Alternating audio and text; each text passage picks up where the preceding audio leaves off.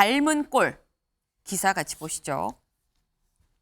문재인 때리는 추미애 송영길 민주당 전전긍긍입니다. 저희가 그제 추미애 전 장관의 얘기를 좀 다뤘습니다. 추미애 전 장관 처음에는 문재인 전 대통령을 때렸고요. 그런데 그 다음 날 보니까 또 이낙연 전 대표를 때렸습니다. 그런데 저희 키워드 닮은 꼴이죠. 추미애 전 장관 말고 송영길 전 대표도 똑같이 문재인 전 대통령을 때리고 있다. 송영길 전 대표의 얘기를 직접 들어보고 얘기를 이어가 보겠습니다.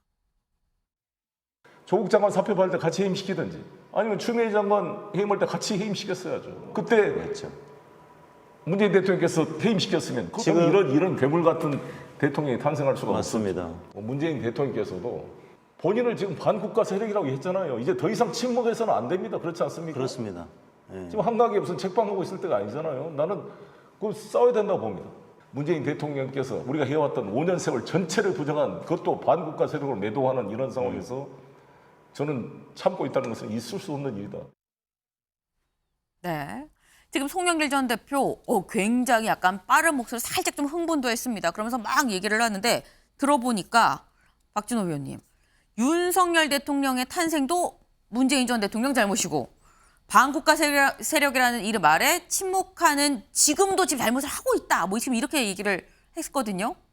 송영길 전 대표는 왜 문재인 전 대통령을 이렇게 때리는 걸까요? 국민들 입장에서 보면 가장 실망스러운 전형적인 본인 정치라고 생각합니다. 일단 검찰 수사를 앞두고 있는 상황에서 네. 본인의 입장에서 그 검찰 수사에 대해서 어떻게 보면 정치적 탄압으로 몰고 또 그에 대한 민주당 내 지지 세력을 결집시켜서 아마도 제가 송영길 전 대표의 속마음까지 알 수는 없지만은 네. 아마 당연히 내년 총선도 출마할 것으로 보이고요. 그런 측면에서 지금 본인이 처해 있는 네. 상황을 타개하기 위해서 어떻게 보면은 좀 좀 적절치 않은 표현일 수도 있는데 자극적인 맛? 소위 말해서 이제 보스를 건드리는 거죠. 지금 뭔가 자기 정치라는 표현을 하셨습니다. 자기 정치, 본인 정치, 지지층 결집을 위해서 지금 이렇게 하는 게 아니겠느냐. 그리고 나온 얘기가 총선 얘기도 나왔는데 권지웅 의원님. 일단 송영길 전 대표께서는 불출마 선언을 하셨어요. 네. 그래서 그걸 아마 뒤집을 거라고 저는 생각하지 않고 근데 저는 송영길 전 대표의 방금 발언이 부적절하다고 생각하는데 네. 그것은 민주당의 보스였던 문재인 대통령을 때려서가 아닙니다. 그러니까 저 원인 진단이 저는 잘못되었다고 생각하는데요. 그러니까 민주당이 대선에서 진 게 윤석열 대통령을 해임시키지 않아서입니까? 검찰총장이었던 그분을 해임시켰으면 민주당이 이겼을 거라는 생각. 그 일전에는 정의당이 단일화해주지 않아서 졌다는 식으로 이야기를 하셨어요. 그러니까 그런 식의 반성이 지금 민주당을 이 상태로 만들고 있는 겁니다. 그러니까 그것이 아니라 우리가 5년 동안 정부를 운영하면서 부족했던 것이 무엇인가.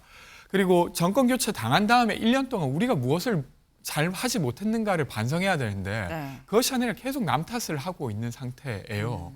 그래서 그런 면에서 저는 매우 부적절하다고 생각하고 네. 그런 인식으로는 다음 총선에서도 절대 이길 수 없다라고 말씀드리고 싶습니다. 일단 지금 말씀이 송영길 전 대표는 이미 불출마 선언을 했다라고 말씀을 하셨는데 박지원 전 원장은 또 좀 다르게 보는 것 같습니다. 박지원 전 원장의 얘기를 좀 들어보고 오시죠. 송영길 대표도 변희재 대표하고 함께 WPC 걸 보고 국정농단이라고 생각했는지 모르지만은 저는 송영길 대표가 저러한 행동을 하는 것보다는 조금 자숙했으면 좋겠다. 송영길 전 대표도 출마할 것 같습니까, 총선? 저는 하리라고 봐요. 왜 안 할 이유가 없어요. 그렇죠. 저는 하리라고. 해도 괜찮다고 보십니까? 조금 전에 자숙하라고. 그것은 본인이 결정할 역시. 문제라니까요. 정치는 본인이 결정을 하고 공천 여부는 당에서 결정하고 마지막 국민이 결정해 주는 거예요. 네, 박지원 전 원장은 저는 출마하리라고 봅니다라고 얘기를 했습니다. 장 변호사님. 출마할 걸로 본다라고 했는데 지금 사실 돈봉투 사건 관련해 갖고 기소를 앞두고 있다라고도 볼 수 있는 상황인 건데 출마가 가능한 걸까라는 생각이 들거든요. 본인께서 만약에 출마를 하겠다라고 결정한다면 뭐 출마를 막기는 어려울 것 같아요. 네. 그렇지만 저도 권지웅 비대위원장 의견이랑 좀 비슷한데요. 네. 일단 불출마를 선언했기 때문에 그 약속을 저버리긴 쉽지 않다고 생각이 듭니다. 그래서 저는 출마 가능성은 별로 높지는 않다고 생각이 드는데 네. 그렇다고 해서 송영길 전 대표가 정치를 그만두실 것 같지는 않거든요. 총선 출마만 정치의 행보는 아니기 때문에 네. 또 다른 방식으로의 정치 행보는 모색하리라고 보입니다. 그러나 문제는 본인 앞에 지금 드리워진 사법 리스크인데요. 네. 측근이라고 할 수 있는 보좌관 박모 씨가 현재 구속이 된 상태이기 때문에 네. 그 박모 씨의 입에서 어떤 이야기가 나오는지에 따라서 사실 민주당 의원들 중에 한 20명 정도가 뭐 돈봉투를 수령했다라는 의혹을 받고 있지 않습니까? 네. 그 의원들에 대해서 소환 조사도 이루어질 예정이고 송영길 전 대표에 대해서도 아마 여름 내에 소환 조사가 이루어질 가능성이 높습니다. 그러면 사실 그런 사법적 리스크를 갖고 있는 상태에서 내년 총선을 이야기하기는 조금 어려울 거라고 생각이 듭니다. 네. 김수철 원장님. 네. 일단 제가 그 민주당의 모습을 보고 있으니까 한 말씀 드리고 싶은데 사실은 이제 민주당이 어떻게 보면 적전 분열을 하고 있다 이런 생각이 드는 게 추미애나 송영길 대표가 자기 정치를 하고 있다는 생각이 좀 들거든요. 왜냐하면 지금 전체적인 민주당의 틀들의 안에서 그림들 안에서 이야기를 하는 게 아니고 본인들 살기 위해서 자기 정치를 하고 있는 모습 자체가 국민들 보기에는 좀 눈살을 찌푸리게 한다 이런 생각이 들고요. 사실은 저는 지금 하고 있는 모든 지금 어떤 행위들이 어떻게 보면 총선 코드가 있다는 느낌이 들거든요. 추미애 네. 전 장관의 발언도 그렇고 네. 또 송영길 대표도 지금 뭐 본인의 불출마 여부를 떠나가지고 총선에서 어떻게 하면 자기 또는 자기의 지지했던 세력들의 활로를 모색하고 있는 측면으로 좀 보여져서 네. 사실은 그런 부분들이 거친 언사로 나타나니까 오히려 민주당에는 플러스보다는 마이너스가 되겠다. 오히려 국민의힘에는 도움이 되는 행태로 보여집니다. 네.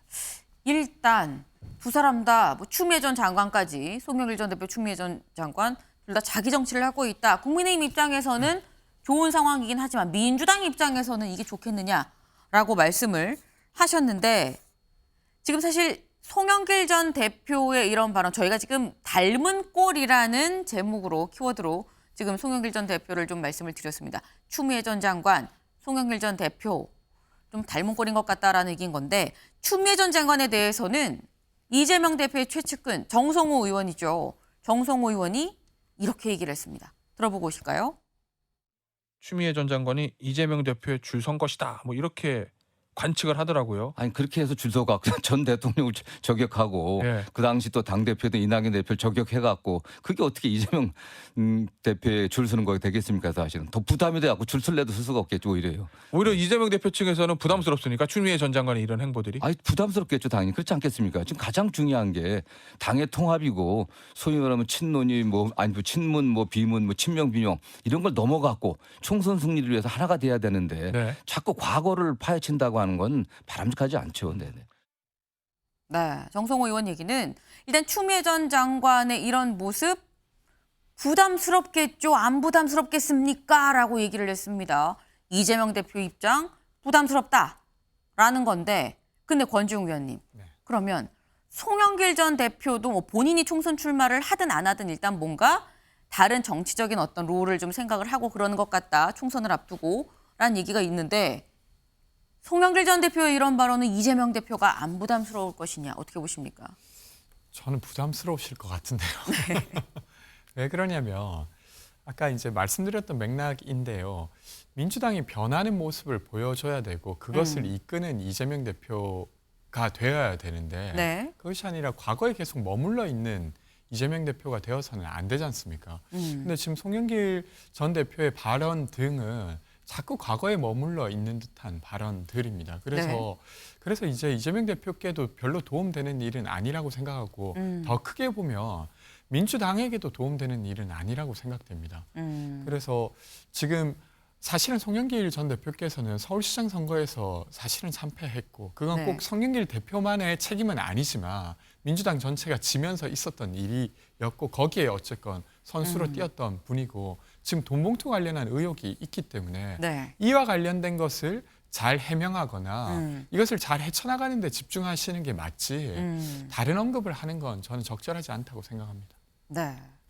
근데 지금 뭐 송영길 전 대표도 그렇고 추미애 전 장관도 그렇고 굉장히 지금 세게 얘기를 하고 있는데 장 변호사님 사실 세게 얘기하는 게 결국 강성 지지층을 보는 거 아니겠느냐 정치인은 또 지지를 먹고 사는 거잖아요. 강성 지지층을 보고 얘기하는 거 아니겠느냐라는 건데 지금 현재 그럼 민주당 내에서 이 강성 지지층에 소구를 하면 뭔가 얻을 수 있고 내 입지가 확고해진다라는 지금 그게 좀 형성이 돼 있다라고 볼 수 있는 거 맞습니까? 일각에서는 그런 분석을 하시는 분들도 계십니다. 아무래도 추미애 전 장관이 지금 이야기하는 부분들이 좀 강성한 발언들이기 때문에 뭐 소위 이제 이재명 대표에 대한 지지자들, 뭐 개딸이라고 하잖아요. 네. 그분들에 대해서 뭔가 소구하려고 하는 거 아니냐라는 분석들도 나오지만 저는 추미애 전 장관이 그래도 뭐 의원 생활도 오래 하시고 전직 장관까지 하신 분인데 네. 뭐 그렇게 무슨 강성 지지자들에게만 뭐 통하는 이야기들을 해서 그분들의 어떤 지지를 얻고자 하는 계산이 있다라고 생각하지는 않습니다. 다만 추미애 전 대표에 대해서는 뭐 여러 가지 이야기들이 있지만 저는 이 검찰 개혁이라는 부분에 대해서는 본인이 좀 사명으로 생각하셨던 것 같습니다. 네. 그러나 그 부분이 본인이 원하는 방향대로 제대로 완성이 되지 않았기 때문에 그런 부분에 대한 아쉬움을 포로하는 과정 속에서 그런 이야기들이 나왔다고 생각이 드는데요. 네. 그렇다 하더라도 시기상 그리고 예전 정치권에서 있었던 뒷얘기들을 지금 하는 것 자체는 뭐 부적절하다라고 밖에는 말씀드릴 수 없습니다. 네. 다음 기사 마저 보겠습니다. 네. 돈봉투 살포 의혹 송영길 검찰 이르면 이달 말께 소환. 네. 지금 송영길 전 대표 2번이나 셀프 출석을 했습니다. 하지만 앞에서 일단 기자회견만 하고 다시 돌아가야 됐는데 곧 소환, 이달 말께 소환이 될 것 같다라는 얘기입니다. 체포안 부결된 윤관석, 이성만 추가로 보강 수사를 해서 영장을 재청구할 방침이다라는 건데 일단 송영길 대표 소환을 하고 나면 장 변호사님 소환하고 나면 사실 그 다음 단계가 기소 아닙니까? 그렇게 되면. 예. 근데 그렇다고 하면 기소가 가까워진 상황이다라고 볼 수 있는 거지. 그게 지금 송영길 전 대표의 어떤 이런 이 센 발언들과도 같이 맞물릴 수가 있는 건지.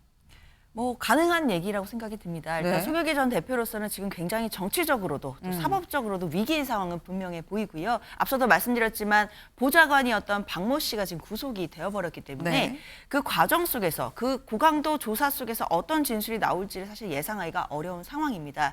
특히나 이제 민주당의 돈 봉투를 받았다라고 의혹을 받고 있는 의원들이 만약에 줄줄이 소환되게 된다라고 한다면 이 돈 봉투 의혹의 최종 수혜자라고 할 수 있는 송영길 전 대표는 더 입지가 흔들릴 수밖에 없습니다. 뭐 지지자들이나 당원들로부터 또 원망을 받을 수도 있는 상황이고 네. 또 정치적으로 왜 그런 결단을 했는지에 대해서도 많은 의문을 받게 될 것입니다. 송영길 전 대표가 사법적으로 이 리스크를 벗어나는 것도 중요하겠지만 이 전당대회 내부에서 어떤 관행적으로든 어떤 이유로든 나쁜 일들이 있었다라고 한다면 그 부분에 대해서 당시의 수혜자로서 그리고 전직 당대표로서 그런 부분을 혁파하지 못한 부분에 대해서는 정치적으로도 계속 좀 흔들림이 있지 않을까라는 생각이 듭니다. 네.